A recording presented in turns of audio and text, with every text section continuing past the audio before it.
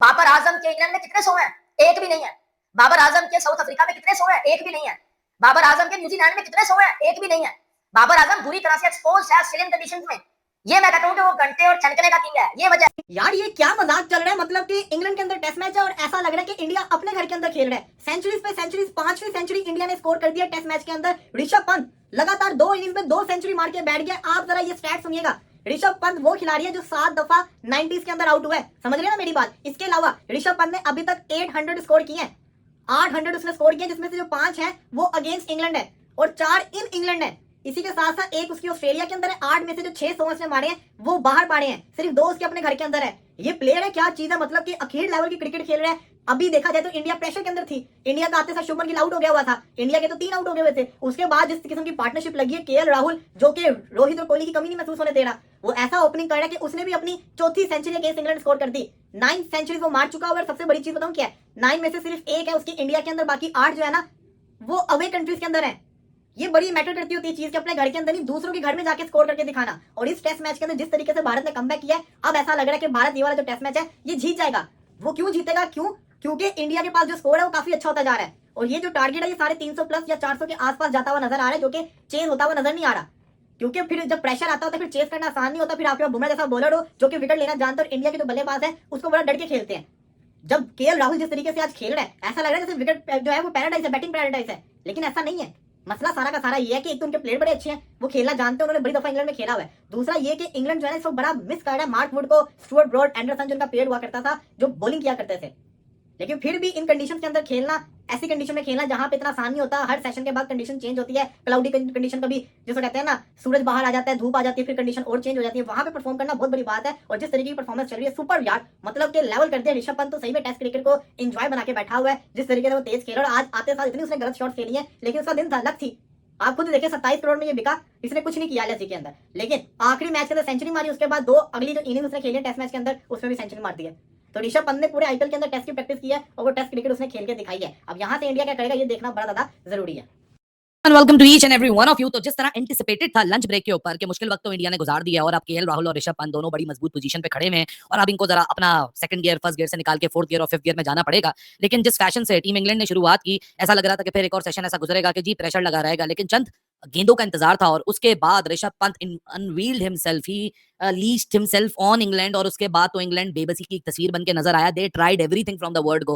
पहले Ben Stokes की captaincy defensive हुई, फिर उसके बाद उसने स्लिप हटाई, स्लिपों से एजेस निकल रहे हैं, वो कहीं और फील्डर लेकर आ रहा है तो वहां बाउंड्री मार रहा है, वहां छक्के लग रहे हैं एक तेज रन रेट के साथ। ये कल जिस तरह आखिरी सेशन में और टी सेशन, यही जो मिड सेशन था, इस सेशन के अंदर इंडिया ने 5 विकेट जरूर ली थी, लेकिन इंग्लैंड ने इन द प्रोसेस 138 रन मार दिए थे, जो इंडिया को हर्ट कर रहा था कि लीड लेके जा सकते थे लेकिन नहीं लेके जा सके। लेकिन उसके बावजूद आज उन 138 रन का जवाब आया 145 रन से, और महज एक इतनी ही प्रिसाइज सेशन के अंदर, मतलब जहां 27 ओवर फेंके गए हैं और अगर आप 145 रन देखें 27 ओवर में तो तकरीबन लगभग 6 रन पर ओवर बनता है। और टेस्ट क्रिकेट में स्पेशली जब आप टारगेट को सेट कर रहे हैं, उस इनिंग एक ऐसी टीम के लिए जो कि अपने आप को फैंसी करता है, उसको रन्स का प्रेशर डालना बड़ा जरूरी था, उनको अप्रोप्रिएट टाइम देना जरूरी था। लेकिन इंडिया जो मेरे ख्याल से एक डिजायरेबल स्कोर चाहता था, उस स्कोर तक इंडिया पहुंच चुका है और अब यहां से मोर द मेरियर वाली कहानी है। Now India only needs to decide कि कितने रन और कितना टाइम हमें चाहिए कि हम अपने बैटर्स को दे सकें। लेकिन इंडिया 304 रन यानी 145 रन इस सेशन में जुड़े हैं और बड़ी जबरदस्त क्रिकेट देखने को मिली आज इंडिया के बैटर्स की तरफ से, क्योंकि इंग्लैंड जिस तरह सुबह से चढ़ के बॉलिंग कर रहा था, ब्रायन कार्स कोई मार्जिन नहीं दे रहा था, और उस पूरे सेशन को गुजारने के बाद जिस तरह का काउंटर अटैक आया, केएल राहुल की प्रोसेस में सेंचुरी हुई। केएल राहुल की बात हम कल से कर रहे हैं। द मैन हैज शोन के एक सीनियर की रिस्पॉन्सिबिलिटी क्या होती है। क्लटर फ्री क्रिकेट खेली है, कोई टेंशन कोई प्रेशर अपने ऊपर नहीं आने दिया, और अपने साथ जो टेंडम में जिसको बैटिंग कराई है, जैसे Sai Sudarshan was out on a duck in his debut innings, अगली इनिंग्स में उसको कैरी करके चला। आज जब ऋषभ पंत आया, ऋषभ पंत भी 1-2 उल्टे पुल्टे शॉट मारता हुआ आपको नजर आया जहां विकेट जा सकती थी, लेकिन उस फेज में केएल राहुल की जो कामनेस थी, जो कि सिर्फ उसकी बैटिंग में नजर नहीं आ रही थी बल्कि ऋषभ पंत को भी वो ट्रांसफर करते हुए हमने देखी। It was a good face of cricket for team India. अगर मैं बोलूं कि इंडिया इस गेम के कमांड पे वापस आ चुका है, ड्राइविंग सीट पे बैठ चुका है, तो मैं गलत नहीं होऊंगा। क्या उधम बैटिंग देखने को मिली है, क्योंकि इंग्लैंड भी एक ऐसी टीम है जो कि इसी तरह की बैटिंग करती है, प्राइड लेती है। आप उन्हीं के घर पे जाके उन्हीं की स्ट्रेंथ के ऊपर अगर आप चित कर दें तो मेरे ख्याल से वही सबसे बड़ी एक मेंटल अचीवमेंट होती है। और ऋषभ पंत की बात करूं तो 2 बैक टू बैक सेंचुरीज पिछली इनिंग में ऋषभ पंत की जब तीसरी सेंचुरी हुई थी, वैसी हिस्ट्री बन चुकी थी कि आज तक किसी भी विजिटिंग विकेट कीपर ने 3 सेंचुरीज इंग्लैंड में नहीं बनाई। बैक टू बैक सेंचुरीज लगा देना इंग्लैंड की हिस्ट्री बहुत बड़ी है, तकरीबन 150 सालों की इंटरनेशनल टेस्ट क्रिकेट की हिस्ट्री है।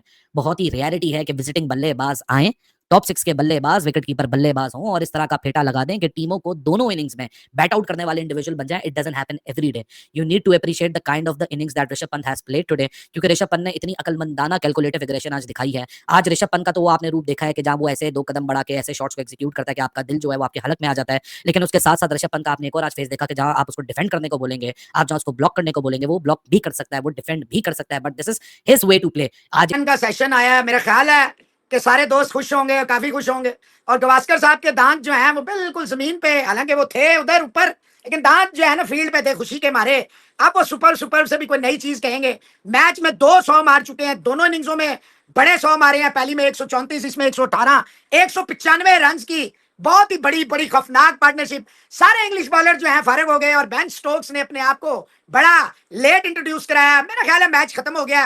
अब इंग्लैंड को सेकंड टेस्ट के बारे में सोचना चाहिए। पहला टेस्ट मैच खत्म है। मेरा नहीं ख्याल है कि इंडिया जो है आज किसी भी मूड में, चाहे वो 100 रन भी और इस सेशन में और करें, तो वो डिक्लेयर की तरफ मेरा नहीं ख्याल है इंडिया डिक्लेरेशन कम से कम आज सोच रहा होगा। कल अगर कर जाए यार, आज ऑल आउट हो जाए, कोलैप्स हो जाए, तो मैं कुछ नहीं कह सकता। बहुत बड़ा सेशन है, 139 रन और सिर्फ 1 विकेट, वो भी टुवर्ड्स द ऑलमोस्ट एंड के पंत मार के थक गया था।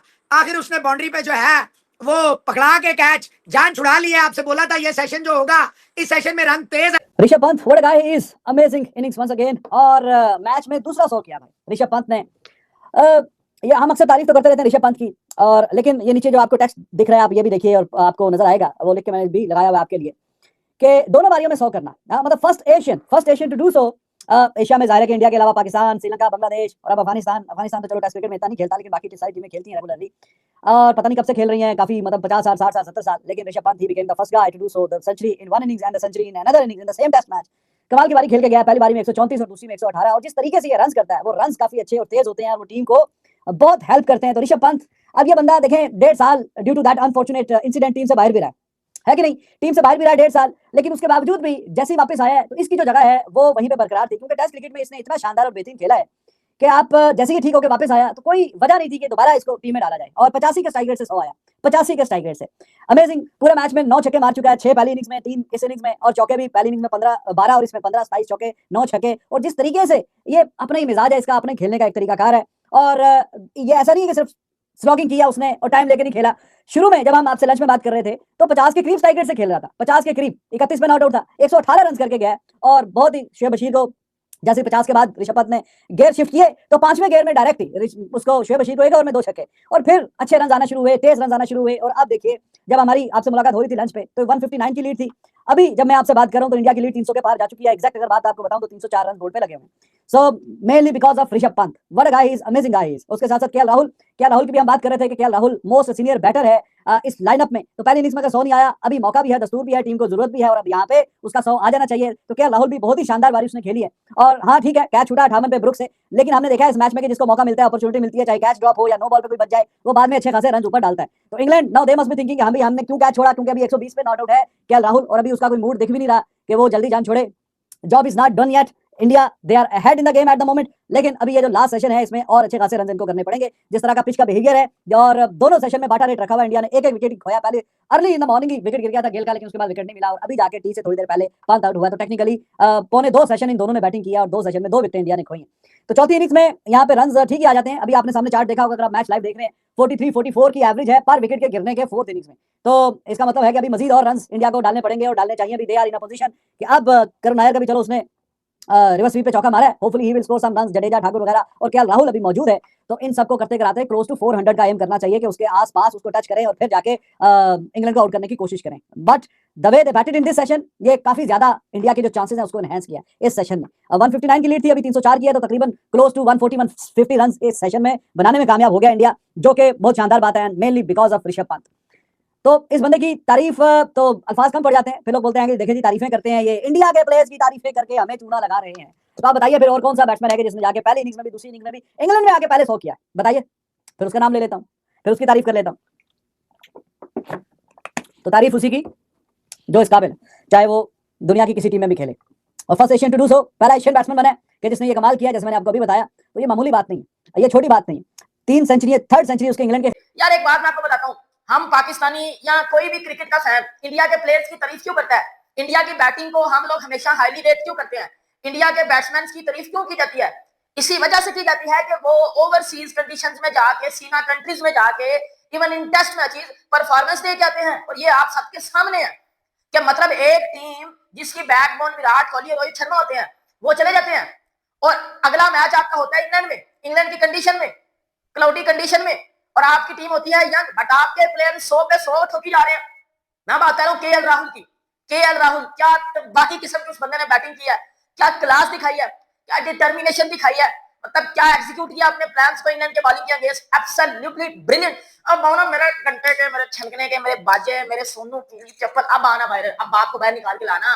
मैं क्यों कहता हूं कि पाकिस्तान की बैटिंग लाइनअप एक टटी है, और वो टटी जो बहा दी जाती है क्योंकि परफॉर्मेंस नहीं है, क्योंकि रन नहीं है। सीना कंट्रीज में जाके, इंग्लैंड ऑस्ट्रेलिया में जाके 100 नहीं है। आप इंडिया के बैट्समैनों की बात करो, आज केएल राहुल की बात करो, आज जयसवाल और गिल नहीं चले। केएल राहुल ने, जब टीम इंडिया ने इंग्लैंड को टारगेट देना है, जब टीम इंडिया ने ये मैच जीतना है, केएल राहुल आगे खड़ा हुआ है, 100 मार दिया, और ऐसा 100 मारा जिसमें आपको मेच्योरिटी नजर आई है, जिसमें आपको ये नजर आया कि ये टीम का सीनियर बैट्समैन खेल रहा है। जो ऋषभ पंत ने बैटिंग की है, जो केएल राहुल ने बैटिंग की है, जो दोनों ने आके पार्टनरशिप लगाई है, इंग्लैंड को बैकफुट पे किया है। That's the beauty of Indian cricket. ये वजह है कि इंडियन क्रिकेट का नाम दुनिया में गूंजता है। ये वजह है कि इंडियन बैटिंग लाइनअप की दुनिया तारीफ करती है। ऑस्ट्रेलियंस के पास चले जाओ, Australians, Ricky Ponting, Matthew Hayden, ये लोग इंडिया के प्लेयर्स की बात करते हैं। आप दुनिया में जिस कोने में चले जाओ, इंडिया के बैटिंग लाइनअप की बात होगी, 110% होगी। क्यों होगी? क्योंकि आप देख लो, पहली इनिंग्स में जयसवाल ने 100 मारा, ऋषभ पंत ने 100 मारा, उनके कप्तान शुभमन गिल ने 100 मारा। दूसरी इनिंग्स में देख लो ऋषभ पंत ने मारा, फिर और दूसरी इनिंग में देख लो केएल राहुल ने मारा 100। ये है उस टीम की डिटर्मिनेशन, उस टीम का प्रोसेस, उस टीम का टैलेंट, और उस टैलेंट को स्किल में कन्वर्ट करके बड़ी जगह पे आके, बड़ी टीम के आगे आके, मुश्किल कंडीशन में आगे आके एग्जीक्यूट करना। बाबर आजम के इंग्लैंड में कितने 100 हैं? एक भी नहीं है। बाबर आजम के साउथ अफ्रीका में कितने 100 हैं? एक भी नहीं है। बाबर आजम के न्यूजीलैंड में कितने 100 हैं? एक भी नहीं है। बाबर आजम बुरी तरह से एक्सपोज है ऑस्ट्रेलियन कंडीशंस में। ये मैं कहता हूं कि वो घंटे और छनकने का किंग है। ये हेलो फ्रेंड्स, तो आज इंडिया वर्सेस इंग्लैंड के चौथे दिन टेस्ट में ऋषभ पंत और केएल राहुल ने शतक मार दिया है। तो उस पर आपने देखा है कि पाकिस्तान के यूट्यूबर और मीडिया कैसे अपना रिएक्शन दे रहे हैं। तो पाकिस्तान मीडिया का कहना है कि इंडिया की जो यंग टीम है, इसमें यंग और ओल्ड का बहुत ही अच्छी तरह से दोनों का मिश्रण है, तो ऐसा उनकी टीम में नहीं है। तो उनका कहना है कि बाबर आजम, जो हम उसको विराट कोहली से कंपेयर करते थे, तो वो तो इंडिया के केएल राहुल के बराबर भी नहीं है, क्योंकि बाबर आजम का अपने सेना कंट्री में कोई भी शतक नहीं है। तो ऋषभ डबल मतलब सिंगल 100 ऋषभ पंत ने अपना एक और 100 बना लिया है। उसने फर्स्ट इनिंग में भी अपना 100 बनाया था और सेकंड में भी 100 बना के रिकॉर्ड बना दिया है। तो इसी पे पाकिस्तान काफ़ी उदास हो चुका है कि उनकी टीम में कोई भी ऐसा प्लेयर नहीं है, और हमारे पास इंडिया के पास बहुत अच्छे अच्छे प्लेयर हैं। तो ऐसे ही और वीडियो के लिए मेरे चैनल को सब्सक्राइब करें, लाइक करें, और धन्यवाद।